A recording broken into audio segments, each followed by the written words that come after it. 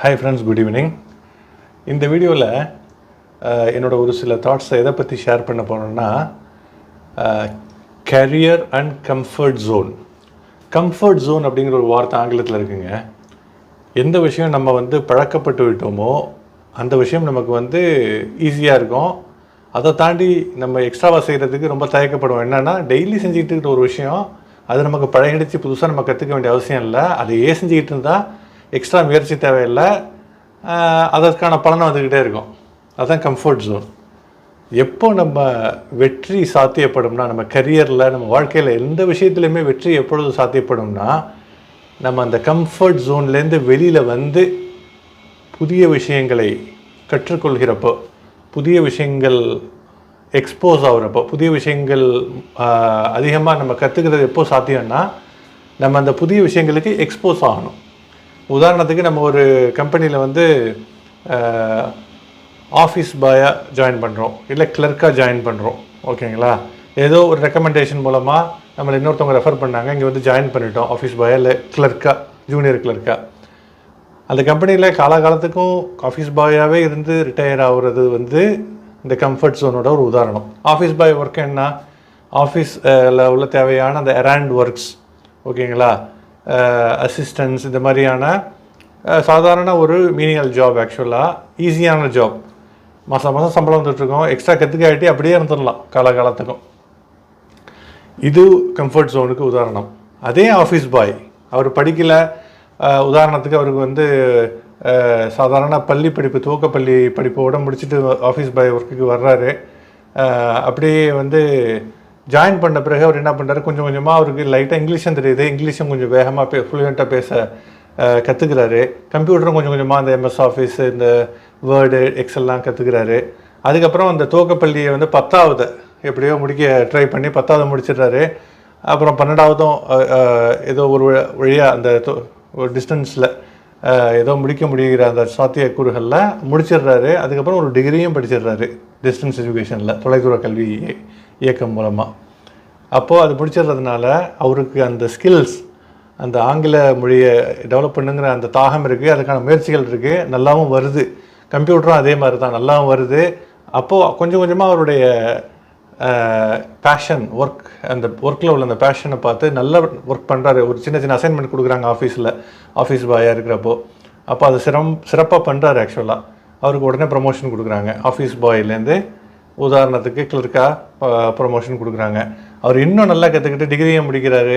இன்னும் கொஞ்சம் advanced MS Office, advanced Excel, நல்ல ஃப்ளூயன்சி, மேற்கொண்டு நிறைய சர்டிஃபிகேஷன்ஸ் எல்லாம் முடிஞ்ச அளவுக்கு பண்ணுறாரு. கிளர்க்லேருந்து இன்னும் அதிகமாக ப்ரமோஷன் கிடைக்குது, அட்மின் ஆஃபீஸர் ஆகிறாரு.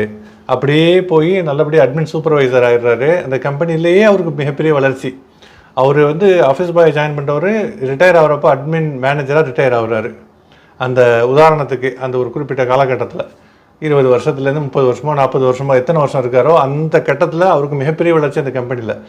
இதே இந்த உதாரணத்தில் இது எல்லாம் எப்படி சாத்தியமாச்சுன்னா, கம்ஃபர்ட் ஜோன். ஆஃபீஸ் பாயாக இருந்தால் நான் ஆஃபீஸ் பாய் வேலை மட்டும் சும்மா இங்கே ஆஃபீஸ் கூட மாட ஒத்தாசையாக இருந்து சப்போர்ட் பண்ணிக்கிட்டு சின்ன சின்ன வேலை எராண்டு ஒர்க்ஸ் பண்ணிட்டு அப்படியே இருந்துருவோன்னா இதெல்லாம் நடந்திருக்காது. ஆனால் எல்லாமே கம்ஃபர்ட் ஜோனை விட்டு வெளியில் அவர் செஞ்சுருக்காரு.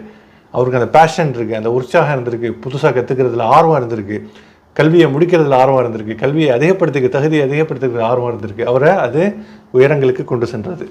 எதுக்காக இதெல்லாம் சொல்கிறேன்னா, நிறைய பேர் வர்றாங்க, ஆக்சுவலாக ஒரு இதில் சேர்றாங்க, அதோடு அப்படியே ஸ்டாப் பண்ணிடுறாங்க. அப்படியே மாதம் சம்பளம் வருது, எக்ஸ்ட்ரா இதுக்கு நம்ம கற்றுக்கிட்டு எப்போவுமே நம்ம பிறந்த தினத்துலேருந்து கடைசி மூச்சு உள்ள வரைக்குமே நமக்கு லேர்னிங் கர்வ், கற்றுக்கிறதுக்கான ஆப்பர்ச்சுனிட்டிஸ் இருக்குது.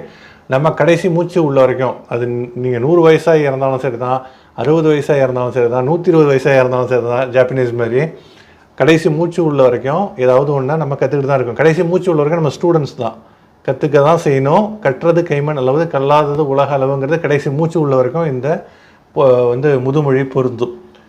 அதனால் நம்ம வாழ்க்கையில் கம்ஃபர்ட் ஜோனை விட்டு வெளியில் வருவோம். கேரியருக்கு இது ரொம்ப உதவியாக இருக்கும். இது நான் இந்த ஆஃபீஸ் பாய் உதாரணம் மட்டும் இல்லை. நீங்கள் ஒரு உதாரணத்துக்கு அக்கௌண்டண்ட்டாக வரீங்க, ஜூனியர் அக்கௌண்டண்ட்டாக வரீங்க, அப்படியே ஜூனியர் அக்கௌண்டண்ட்டாகவே ரிட்டையர் ஆகிடக்கூடாது. அப்புறம் அக்கௌண்டண்ட்டு, ஓகேங்களா, அதுக்கப்புறம் சீனியர் அக்கௌண்டன்ட், அப்புறம் ஃபைனான்ஷியல் அனலிஸ்ட், ஃபைனான்ஷியல் லீட், ஆக்சுவலாக, ஓகேங்களா.